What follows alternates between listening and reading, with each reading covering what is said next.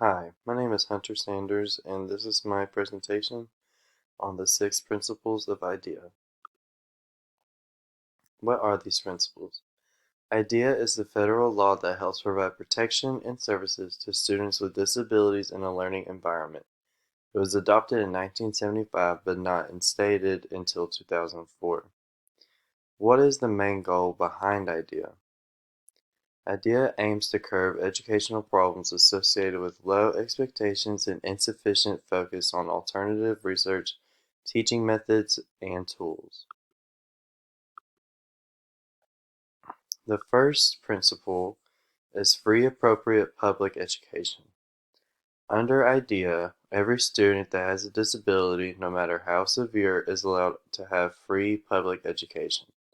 It is required that each specific need of each child is met while inside the classroom. Each school district and local school boards are required of this. The second principle is appropriate evaluation. IDEA requires that schools conduct appropriate evaluations of students who are suspected of having a disability. An appropriate evaluation must be given by a team of trained evaluators, and it must utilize sound evaluation materials and procedures and must be non-discriminatory basis. What are they assessing for? These assessments are geared towards planning for the child's education and future instruction. It determines a child's eligibility for special education. The next principle we are talking about is Individualized Education Plan.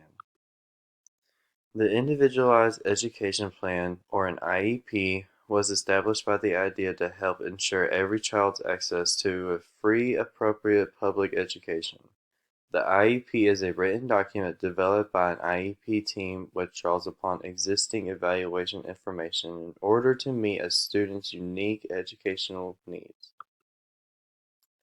Under the IDEA, an IEP must include information regarding a student's present level of educational performance, annual goals and benchmarking objectives, services and supplementary aids to be received, and a detailed explanation of instances where a student is not participating in the general classroom and why. The next principle is least restrictive environment. The IDEA places a strong emphasis on placement in a general education setting. Under the IDEA, a student is guaranteed placement in a least restrictive environment possible. Therefore, an IEP team must explore a number of alternatives for enabling a student to participate in the general education classroom. The next one we are talking about is parent participation. IDEA has made it known that parents must be involved in any decision made for their student. Parents are an essential part for a student's education.